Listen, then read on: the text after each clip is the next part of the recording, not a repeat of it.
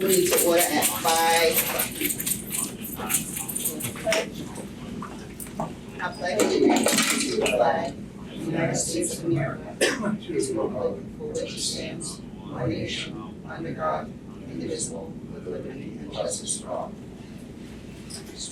Okay, next up we're gonna do correspondence. You want to correspondence for us? Okay, we got quite a few. Received from resident police department, resident attended this year's senior citizen picnic held on September, wanted to let the department know that for her, it's the start of the social season in Simsbury. They wanted to thank the department for being so generous with their time and hospitality. All right. Resident for Officer Bonacani, that's right, the residents were on our way when the security cameras caught a bear helping themselves to their chickens after breaking down the fence and opening up the coop. They expressed the response time was phenomenal, and Officer Bonacani was not only got the bear to leave the property, but even attempted to repair the fence. The residents couldn't be more grateful for this service. Okay, resident for police department. The resident wanted to thank the entire department for their hard work, patience, and empathy shown to their daughter. They wanted to let everyone know that despite a very difficult situation, each member of the department has been nothing but professional and helpful. Thank you. Okay, from resident Sergeant Cushman and Officer Miserian. Residents wanted to express their gratitude to Sergeant Cushman and Officer Miserian. They are grateful for the quick and professional response to their vehicle breaking down. Okay, from residents for Sergeant Russell, Officer Sheehan, and Officer Miserian. It's around. The officers were dispatched to a medical call. Resident is thankful for the officer's thoughtfulness. They wanted to express their appreciation for the officer's kind words of comfort during a very difficult time. Okay, and this one is from the coordinator of the Elderly Outreach Services for Simsbury on behalf of residents. Okay, we have quite the list. Officer Cruz, Sergeant Cochran, Officer Beaumont, Officer Miserian, Officer Galducci, Officer Danalansky, Sergeant Johnson, Officer Bonaconti, and Sergeant Harrington. Coordinator of Elderly Outreach Services for Simsbury reached out to the department on behalf of the residents she works with. 7 different residents expressed their gratitude for the professionalism and compassion the officers displayed on the calls for service. They were part of many noted how comforting it was to have officers there while waiting for the ambulance. Next up, the approval of the minutes. You guys I move to approve the minutes of the police commission regular meeting dated September 8th, 2025. Okay. All in favor? Aye. Okay, it passed unanimously. And then up next we have Officer Paul. Officer, right? Yep, Officer Ball. Okay. I can do a quick intro if you'd like. Presentation. I'll just do a really quick intro. Officer Jamie Ball has been with us for how many years, Jamie? Collectively in the police department, almost 25 years, as an officer for 13. Jamie came to us with a bunch of experience, but one of those was medical training. So Jamie is an EMT. He's one of our only EMTs on the department of the patrol force. And he instructs people on how to use all of our medical equipment. And as you know, we are first responders for calls in town. And I asked Jamie just to give us a quick presentation for your benefit and that of the public on the type of equipment that each patrol officer has with them in response to sort of the overview of the training that's required. Thank you. Great, thank you. So I started when I was 16 years old, and I became an EMT because in Connecticut you could be an EMT at 16 years old versus I live in Massachusetts and you have to be 18, so it seemed like a win-win. And I volunteered on Granby Ambulance for several years, and I just found that I really enjoyed like that type of work and getting into the EMS and the medical side of things. And actually, when I graduated high school, I went to paramedic school, which is a very intense course. So I went through all medic school, and then while I was in that, I got introduced into law enforcement, and then I ended up becoming a police officer. But it's worked out very well because in Simsbury and then previously my other department when I was in Granby as an officer, we're all first responders. So I got to use my medical training because a lot of times, or most of the time, the police department arrives first because a lot of the ambulances, they now have full-time people. But at the time when I started, it was all volunteers. So realistically, we're already out in the cruisers, we're already driving around, so we're gonna have the fastest response time to getting to a scene. And then you figure the ambulance, they have to wait for somebody to get dispatched to the call, respond, get out of bed or whatever, go pick up the ambulance and go to the scene. So it could be 20 minutes sometimes, depending on how rural it is, that we as officers would be on scene and handling a medical before the next trained medical professional would get there. So Simsbury holds what we call the PSA, which is Primary Service Area. And that is required by our medical control and through the Connecticut Department of OEMS standards of us having to be first responders.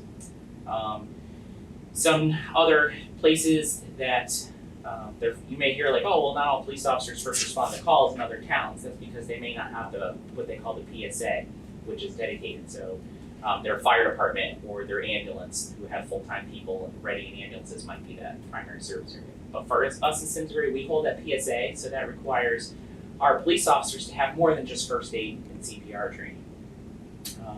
They have to go through the minimum level, which is what we call EMR.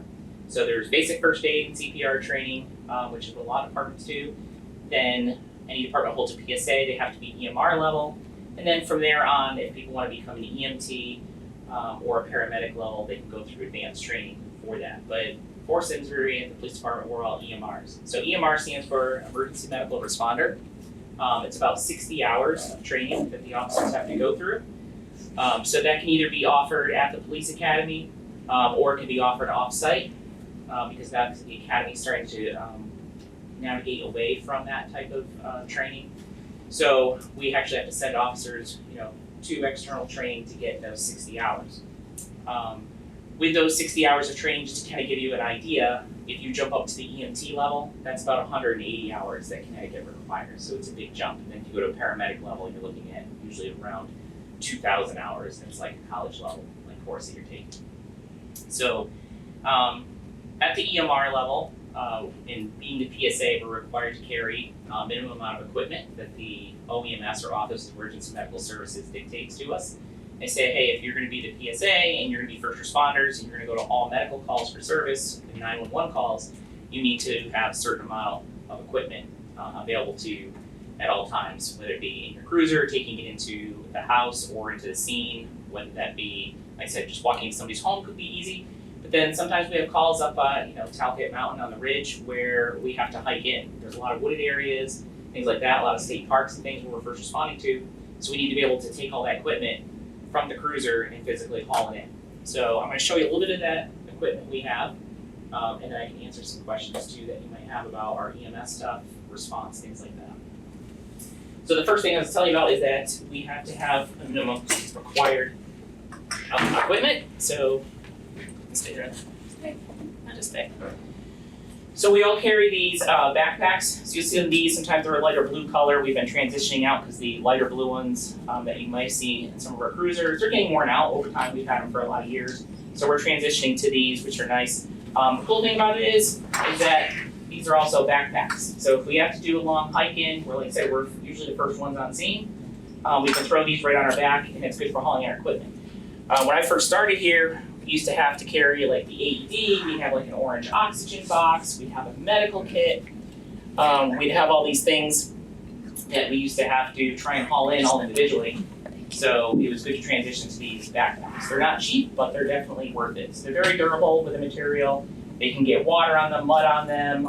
If there's biohazard, like if we have to set them down into some blood or some other type of bodily fluid, they can be decontaminated and washed off fairly easily. That's what they're designed for from the manufacturer.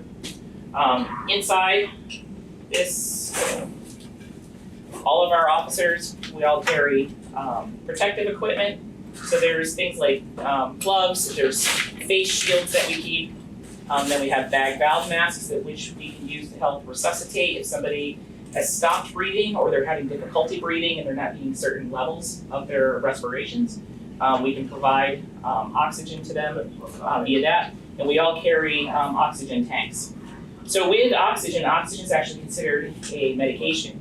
And a lot of times when we get into extreme cold and weather and things like that, some people may say, hey, like, why are you leaving your police cars running? That's one thing that a lot of times the chief will have to navigate phone calls. People say, hey, why are you leaving your car running for an entire shift?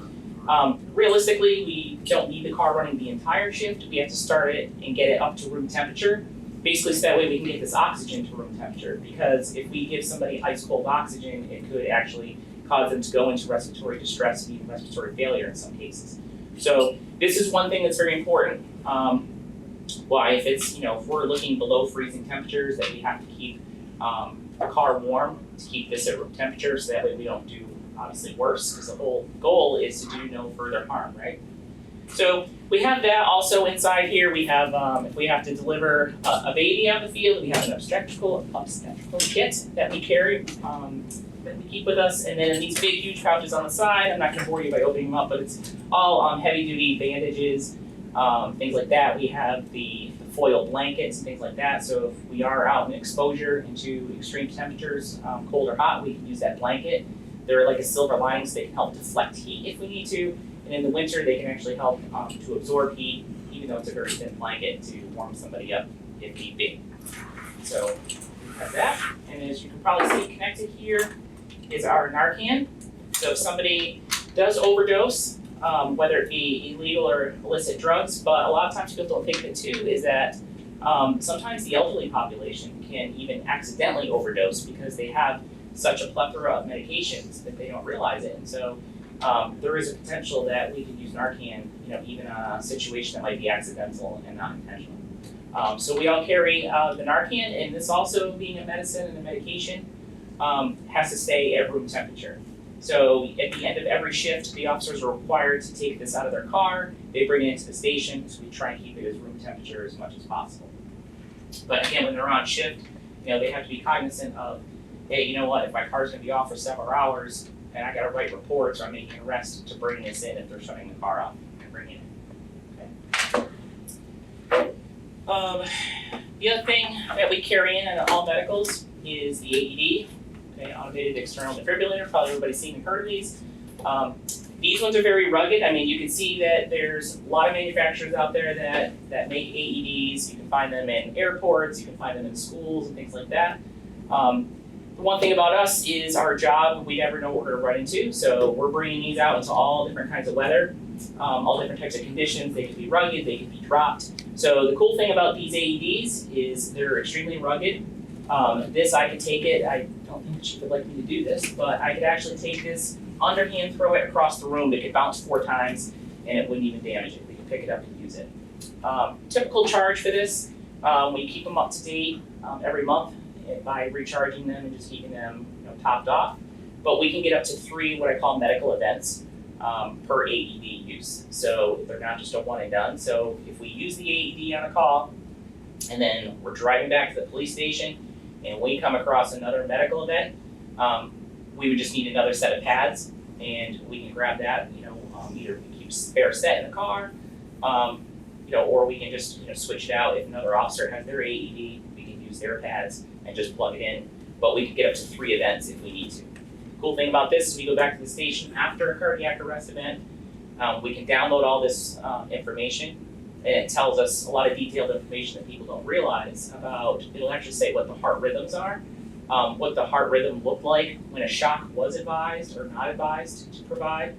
And that's good information that we can send and actually email it directly to the doctors and staff at the hospital so they can help with their course of care. So that way, if we do have a successful resuscitation, they can look and say, hey, what was going on with the heart prior to the shock or prior to maybe going into cardiac arrest, which is pretty helpful for long-term medical care. So inside the AED, they're pretty easy to operate, but we carry a set of scissors in case we have to cut clothing, and then we carry 2 sets of medical pads in here. We always carry a set of adult pads, and then we also carry a set of infant and child pads. And they all have expiration dates on them, so that's part of the the other thing that we have to look at is maintain, you know, what they are and when they've expired, and we obviously try to replenish those and keep them up to date the best we can. So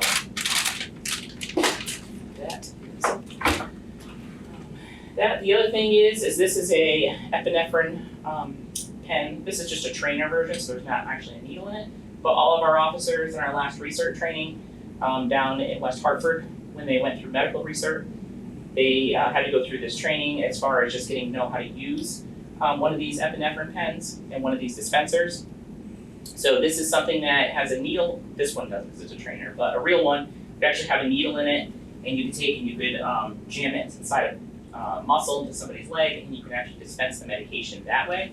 Right now, we're not carrying those. OEMS has approved that soon EMR levels should be able to carry epinephrine, but that's still evolving based upon the region and different protocols.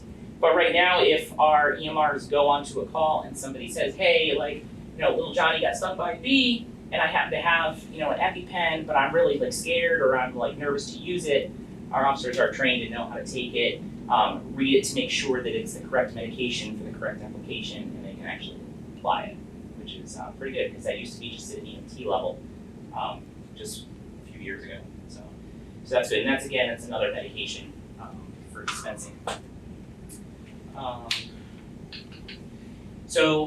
Like the chief said, I'm an EMT, so it's good so I can help out. Like if a lot of officers have questions on stuff, I'm kind of like the go-to person. I also make sure I restock our supplies and keep them up to date and replenished. But it's good because a lot of times with the extra training and experience that I have running out of the ambulance for so many years, there's a lot of questions that people might run into, and I'll say, hey, you know, let's sit down, let's talk about, you know, a cardiac event and, you know, what happened there. A lot of times people go on trauma calls, and trauma calls are pretty easy. Those are like your car accidents. Somebody falls, somebody breaks a leg, they fall off their bike. Those are all things that you know, we consider to be like a trauma-related incident. And sometimes those are just a matter of like splinting and fixing and stopping bleeds and things like that. Somebody who really gets into the medical stuff of it, if you talk to a lot of paramedics and EMTs, they really gravitate towards medical calls, whether it be, you know, somebody's having a stroke or a heart attack, a diabetic reaction. Because there's so many different facets to it, it's kind of like interesting, like why we become police officers and detectives, because it's trying to figure out like what caused it, you know, how can you fix it and things like that. So it's kind of like that investigative side to it, which is kind of neat. I guess maybe I'm just kind of interested in it because it's cool. A lot of the cops are like, hey, listen, if there's a medical, we want Jamie to show up. But I really enjoy it and gravitate to a lot of the medical side of trying to figure things out and the best way to help somebody to get through whatever medical condition, you know, or that they're experiencing at the moment. So we bring all this stuff in with us. We bring it to the scene, and hopefully we don't need it, but it's nice to have it. In case we do need it, it's all readily right available to us in a small compact package. It's heavy, but we have it all there and ready to go. The other thing is I am also an EMSI, which means I'm an instructor. So that is a pretty intense course, and it's a lot to maintain, but what that means is that I can actually recertify our officers if we need to at the EMR level. I can actually teach full EMT classes, full EMR classes, and people can go out and get their certification at the national level and ride ambulances. So I've been to Hartford Hospital and I've taught classes there for their EMT program. I've also been down to the police academy and I've helped teach their EMR to our recruits, which is fantastic because when we go down there and they get to meet another officer, especially if we have officers that we're putting through the academy ourselves, they get to meet me, and it's the first time I kind of get to see and meet some of them too in that learning environment down there. And kind of prep them for what they're about to come into. You know, the days that where you watch on movies where somebody shows up on a call at medical and just looks over the person and is like, man, that really sucks. Don't move. Somebody's coming quick to help. It's not like that anymore. We're the people that are there, and we're, you know, required and expected to help, you know, provide that immediate emergency care. Do you have any questions for me on any of the medical equipment we might carry, use of it, training? Do you see the department moving towards the nasal epinephrine at any point, or just going to stick with the shot? So right now we don't carry any of it. So we don't carry any epinephrine at all. This would be more or less an application that if somebody like family member has it, right, they know that like, hey, little Johnny's going off to camp or at Simsbury Farms or somewhere, they usually have the EpiPen with them, so we can help to administer it. We can can assist with administering it. At some point, will we carry epinephrine? I'm not sure. That would be obviously up to the OEMS to help dictate, our medical control at St. Francis Hospital and obviously our administration to navigate that. What we do have is the Narcan that is nasal. So these are just, pass it around to show you. Pass it around and take a look at that. So that is the Narcan that we carry, and that is a nasal plunger that they call it. When we first got Narcan in the state a few years ago, it was like a vial of like medicine, and then there was like a piece of foam that was like a nebula, what's that? Diffuser. It was like I want to call it mister, that isn't like the technical name for it, but essentially you'd have to take two pieces, you'd have to kind of screw it together, and then you kind of squirt it through this foam that would then kind of like spray it out, and you'd put that in each nostril and you go that way. And it worked very effectively, but it was a lot in the moment of you trying to take all these pieces and put them together and then try and do that. So then they came out with these plungers, which is great. So you literally just pop the top off of it, you just put it right up into the person's, one of their nares or their nose, and then you just squirt it in and spray it in. And then it's very fast acting, so it usually works within a few minutes. You start to see somebody's respiratory rate start to come back, because somebody who has overdosed, that's what it does, it suppresses their respiratory rate. So we can breathe for them, but that's obviously not the ideal situation. We obviously want to reverse the medication that's in their body. So we can give them this Narcan, and it has a quick onset where the person's respiratory rate will come back, the person may wake up, they may come out of whatever situation they were in and being unresponsive, and then they say, hey, you know what, I'm good, I'm fine now, I don't want to go to the hospital, but we always tell our officers to encourage people to still go to the hospital. And even if anybody's watching this at home or on TV or anything, again, if you have these at home, because some people can get these pretty much anywhere now, you can get home Narcan to take home with you. But some things to remember is, yeah, this might be good, but it also has a quick half-life. So therefore, once you administer it, it very quickly can fall off, and if there's still the opioid in the system, they can take back over, and the person in 10 or 15 minutes from now could go back into the reduced respiratory rate and the unresponsiveness that they had before, which could be fatal.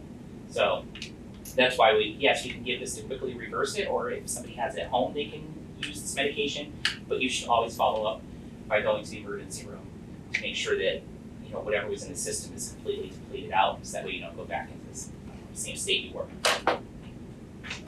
One other thing I did want to mention too is that for ongoing, like I said, the initial training for EMRs is 60 hours. Then ongoing every year, our officers go through 8 hours of continuous medical training and review every year. Every 2 years, they have to be recertified in CPR. So we do that either in-house, I will teach some of it, or we go to West Hartford Police Department during our regular in-service training, and we can do some medical recertification there. So every 2 years, we have to recertify with 16 hours. So that's why we just do 8 every year, and keep it fresh, and keep them up to date on the latest topics. Other questions? I know policy dictates what's in the bag. Anecdotally, is there something that you all think, oh wow, I really wish we had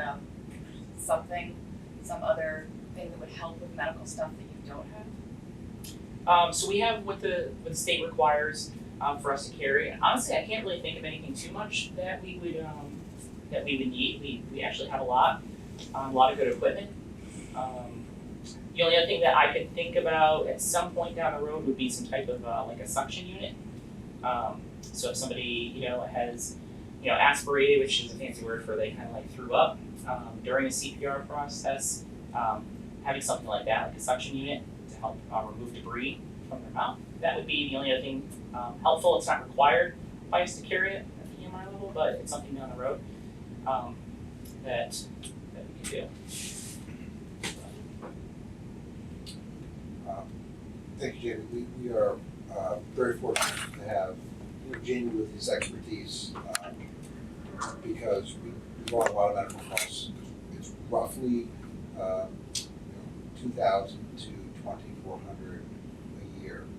So we're doing anywhere from 3 to 5 medical calls a day, and questions come up, and Jamie's there for the expertise. If there's a method of doing something that we were wondering why either something didn't work or a better way to put something on somebody. So we're very fortunate to have Jamie and the officers. I can't be more proud of their response in trying to help people in all different sorts of situations. As far as the equipment that we may need, we received donations for the Narcan. We've received some supplements from the state as well for the Narcan specifically. We've had some civic groups donate our AEDs. So our first set of AEDs were donated to us in 1999 by one of the civic groups in town, and then they helped to replenish them. And then the third time around, we've done that. We've taken care of that with our budget. The Narcan, we were one of the first police departments in the state to start carrying Narcan. It was March of 2015. And I don't know how many successful uses of Narcan we have had since then, but a ton.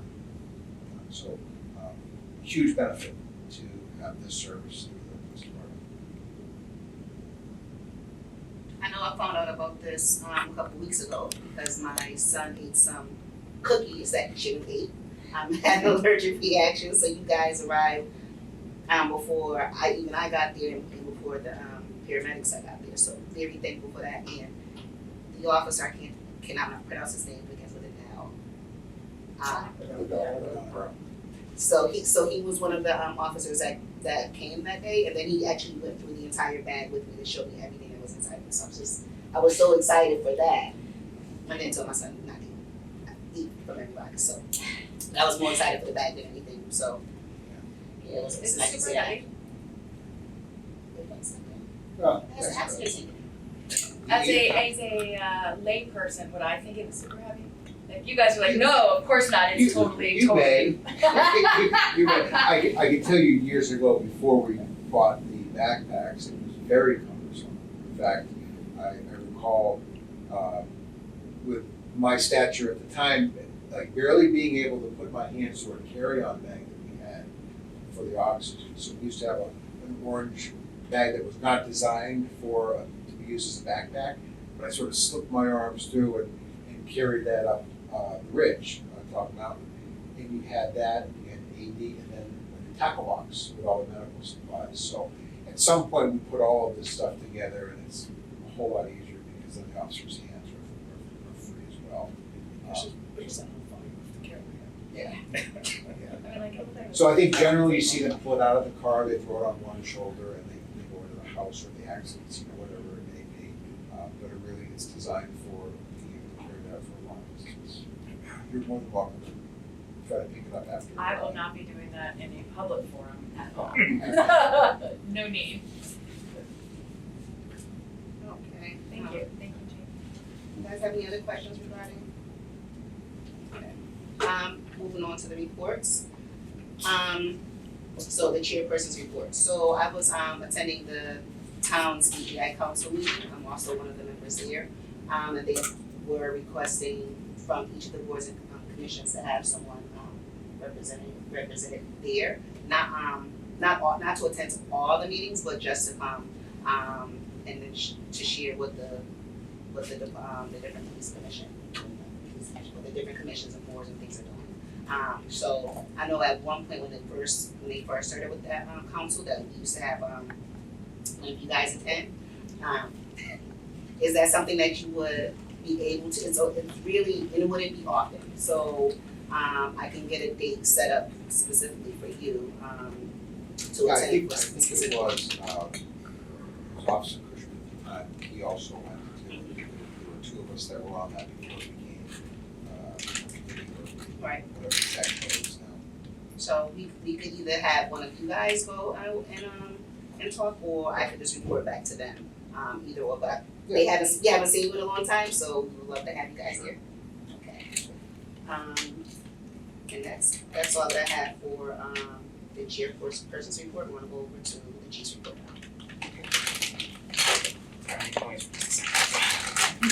Sorry about that. Okay, so last month, Officer Kyle Colby resigned and returned to his home state.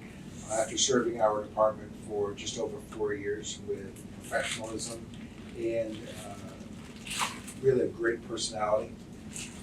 Officer Colby was an asset to the department. He was one of our primary field training officers over the last couple of years, teaching our new officers how to perform to our expectations.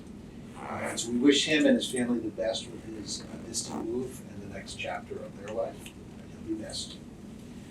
And now, after nearly 21 years of service to the community, Sergeant Tracy Dunn retired last month. She, after several years assigned to the patrol division, Tracy was then assigned to professional standards with accreditation, where she spent the majority of her career. Tracy was promoted to sergeant at the end of 2022, and she finished her career as a patrol supervisor. Sergeant Dunn's connection to the community and her colleagues was second to none, and she will also be missed. So with those two departures, we have currently 5 officer vacancies. The career announcement and testing process can be viewed again on policeapp.com. Please spread the word. We're looking for great candidates to become police officers and serve our community. Quick update to the records room and storage project. The majority of the records room itself, the improvements in there are complete. We're just now waiting for some finishing aspects to be completed. And then we're waiting for the start of the record storage room improvements to begin. And hopefully that will be sometime later this month. As far as recent and upcoming events, we had Coffee with a Cop at the Coffee Stop on October 1st. It was a great event that we do annually that created opportunities for meet and greets with police officers and our community. And I want to say a thank you to the Coffee Spot for hosting that there as well again and helping with this great event. And then the most recent event, the Simsbury Police Union held a car show fundraiser on October 11th to support our animal control officer, Deb Clark, with her battle with cancer. Deb has been a wonderful addition to our PD family and our community since she joined us 2.5 years ago. The event was organized and coordinated by Alex Cruz with sponsorships from ACI Dynamics, Rizzuto's and SK Lavery, members of the department, town employees, elected and appointed officials, and the community came out to express their love and support for Deb. That's all I have for her. I'd just like to mention I have now run into Sergeant Russell twice at Covey, talking to just people, and it's really nice to see the community policing just out in action organically. So kudos. Okay, up next are the monthly consolidated reports and the activity reports. Do you guys have a chance to look at it? I did. You guys have any questions for Chief? Nothing jumped out at me. Is there anything we should be aware of? It's not. None of it. Okay.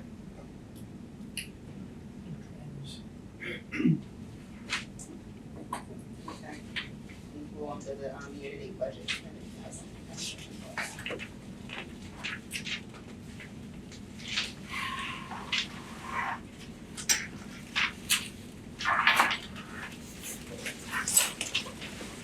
Jake, you can leave anything up here if you want. Need to protect my cars.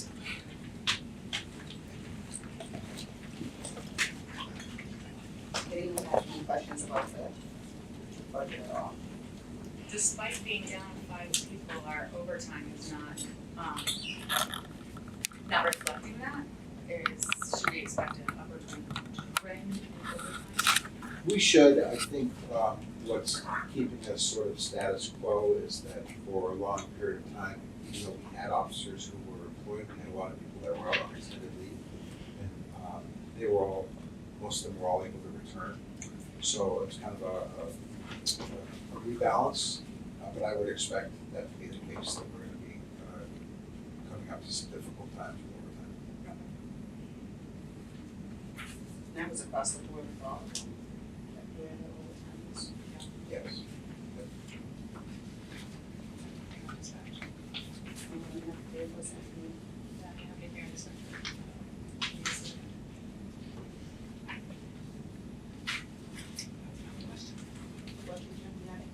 No. Okay. Well, moving right along, up next we have the presentation of Sergeant Nugent. Okay, so Trevor Patel, sitting here on my right, was hired as a Simsbury police officer in 2014. He came to us with approximately 5 years of service in the Army, 9 years in the National Guard, and 9 years as a Connecticut Judicial Marshal. He held training, administrative, and supervisory positions while in the military and the Judicial Marshals. He has spent over 7 years in the Patrol Division and 3 years as our School Resource Officer assigned to the high school. In each of these assignments, he demonstrated a wealth of knowledge and skills, compassion, connectivity with the community, sensitivity, and collaboration.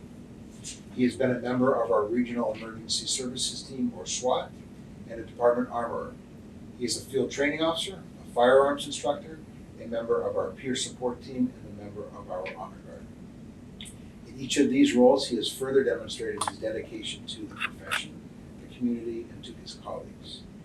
Trevor continued his service in the military while also serving as a police officer. In 2021, he completed a very successful, very impressive 24-year military career.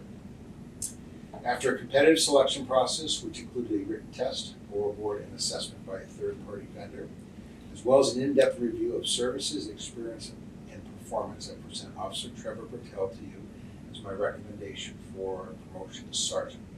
His lifelong commitment to service, demonstration of leadership, and embracement of community policing is evident. If approved, I recommend the promotion of Trevor Patel to sergeant effective October 16, 2025. Here's Trevor. You guys have any questions for him? We'll do that. Sorry. I have worked with Trevor when he was at the SRO, and so I feel like I kind of know him, and I'm excited to see you in this new role. What do you think your biggest challenge will be? Just kind of looking at it from a different lens and having the opportunity to kind of use some of my experience to always try to make my shift better, make the department better. So I'm always looking to challenge myself, whether it was the military or through different aspects of my police career. So I'm constantly looking for the next challenge, and can't wait to see what this brings. So, why do you think we should approve you? I believe my experience is second to none from all the aspects where I've been in similar positions already. I've had the experience of leading people in whether it's here as a military police officer, I was a supervisor as a judicial marshal working in the courts, and overseas in some pretty serious, you could say, and stressful conditions in the military. So all of that and my commitment to this town and everything it's done for me, I continue to kind of try to get back to the town that's already given so much to me. And what do you think would be your biggest challenge in terms of supervising your peers? So, and that's always a big jump to be able to be, a peer today and a boss, so to speak, tomorrow. But having had that very similar thing in the military, so I've found ways that have worked in the past and found ways that have not worked in the past. Honestly, I've probably learned more from those to not go down that same path again, and to really have an opportunity to sit down with each one of them and say, hey guys, here we are. This is it. So do you have something that anything we need to air out, and give you an opportunity to kind of let's get anything that may be a roadblock down the road out in the open now. Let's work on it. Let's discuss it. Figure it out as a group, and then once we get to that point, we can move forward and everybody be understanding what's expected. So I guess now we go into executive session, right, for this one? Sure. I move that we go to executive session at 5:40 p.m. Second. All right, reconvening the meeting 5:46 p.m. Okay, so I move that we approve the promotion of Trevor Patel to sergeant effective October 16th, 2025. Second. All right, all in favor? Aye. Ayes have it. Congratulations. Congratulations. Thanks, sir. Well, appreciate that. Thank you.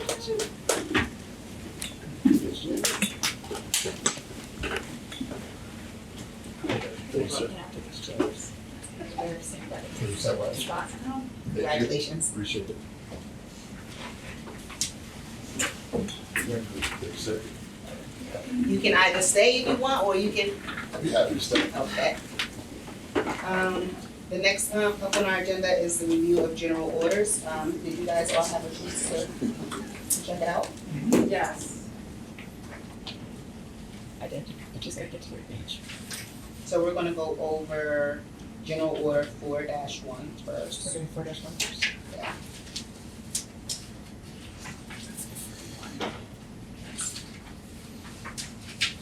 See if I had a professional printer, everything was bubbling. It was brief overview of the changes, in letters. The revisions to general order 4-1 are fairly limited but important for keeping our policy consistent with the state's updated post-C use and force model. The first change is on page 2. We have definitions for electronic defense weapon and firearm. Clarify the definition of deadly weapon. The clarification specifies that an electronic defense weapon, an EDW, when used by a peace officer is not considered a deadly weapon. These additions bring our terminology in line with the current statutory language in Connecticut general statutes. The second change is simple terminology update throughout the policy, whereas the term CEW, or conducted electrical weapon, appeared. It's been replaced with EDW, or electronic defense weapon. This is the terminology now used in the post-C model policy and by agencies statewide. And then finally, on page 9, there's a clarification about the Office of the Chief State's Attorney, Inspector General, and their responsibility for investigating incidents involving deadly force or deaths that occur as a result of an abuse of force. The provision makes it clear that the use of an EDW by a peace officer is not considered deadly force for the purpose of that investigation. Overall, the updates are administrative in nature. They don't change our operational policies, our practices. They ensure our policy language matches that of post-C model contract law. Did you guys have any questions? I just have a question for my own personal education. Is a stun gun different than a taser? It's the same, but it's an electronic. They're all defense like, weapon. but like, They're different, I guess, different terminology, but Okay. we're talking about the same thing. gotcha. So it doesn't matter that they refer to it in the definition as a stun gun. The other conductive energy device is what we have, which are tasers. Okay. Found out. This just follows the state stuff, so I'm okay with this one. Okay, what about you, you can do Yeah. it? Wanna make a motion to do them both at the same time, or just do them separately? So, Alright, so then we'll just go, I'd like to make a motion to accept the changes to General Order 4-1. I second. Okay, all in favor? Okay. The next one is General Order 41-3. the main update to this general order is the activation and deactivation guidance. The new policy adds an explicit rule allowing officers to mute their cameras when not in personal contact with the public, as long as it's consistent with the new policy. It also adds language referencing post-C's adult sexual assault investigations policy, which provides exceptions for deactivation in certain sensitive situations. In the section on non-activation areas, the new policy broadens the examples where officers may deactivate cameras, for instance, during response to incidents such as an overdose, suicides, or other emergencies occurring in a locker room, changing area, or restroom. This provides flexibility for responding to calls that occur in otherwise restricted areas while maintaining compliance with privacy laws. The FOI and public disclosure section is also updated to mirror the newest post-C and statutory language. It clarifies what recordings are exempt from disclosure under the Freedom of Information Act, including recordings that would constitute an unwarranted invasion of privacy or that would involve specific victim categories. So in short, these revisions are largely administrative and procedure.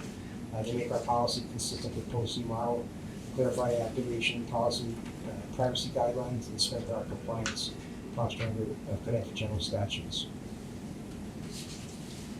Only question I had, was on page 12. I wasn't sure if, like, we're refer to person just where it says described in paragraphs C1 G-F. Like, I don't think that was in the correct order. I would like to try to look at it myself. Yeah, she's accurate, she's. So that's page 7. I would just, Under section C. yeah, section C, number 1, and then it says G through F. So should it be F through G, or is it G through Yeah. something else? Usually you don't go backwards. Yeah. Right. Yes.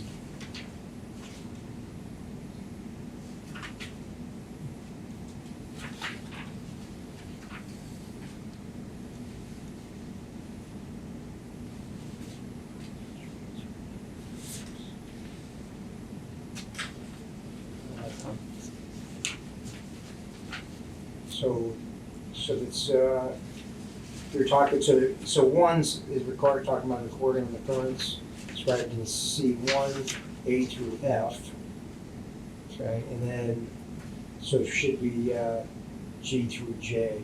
There you go, you're right, so it should probably, so it should be G through J. Okay. To make that, modification. I didn't have anything else. So guys, that, I mentioned my printer's not printing well, so I just wanna make sure that format wise, somebody who has access to the old ones and the new ones, make sure that everything is, like the bold is all equally bold and, you know, my nitpicky, so it doesn't look like a mess. Uniformity. Yes, that's what I'm seeking. But, do you all think it's a good idea to be able to mute your stuff in these situations? Yes. And I think it was the intention to be able to do that. They wanted to clarify it because the last thing that you want to do is if somebody wants to disclose something that is extremely, personal, within the victim of a sexual assault, and the recording of it is hampering that, then, they'll be sort of re-victimized. There's a time and a place where a recording can be done, with a further interview, but to require that and then have the person not report it just because of a state law to record it is not proper. would someone like to make the motion? So I move that we approve general order 41.3, with the discussed lettering changes. Second? Okay. Okay, all in favor? Aye. Okay. Next up is the executive session. I move that we postpone our executive session until we have the full commission present for our meeting. All right. I second that. All in favor? Aye. Okay. Now, the motion to adjourn the meeting. I move that we adjourn the meeting at 5:55 p.m. Second. Okay.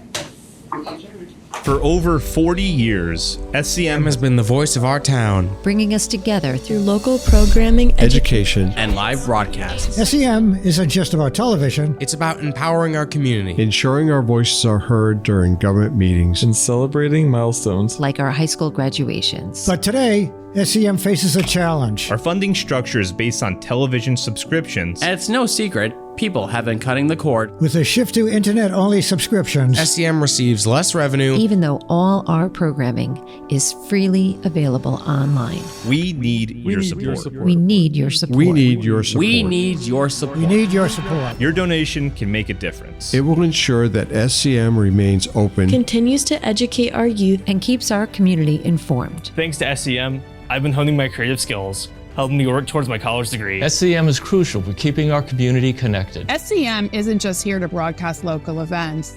They're actually preserving Simsbury's history. Join us. Join us in preserving Simsbury's voice. Simsbury's voice. Together we can ensure that SCM continues to thrive For generations to come. Visit our website Or scan the QR code on your screen to make your donation. Every contribution Counts. Thank you for supporting Simsbury Community Media. where your town Your schools and your government come together.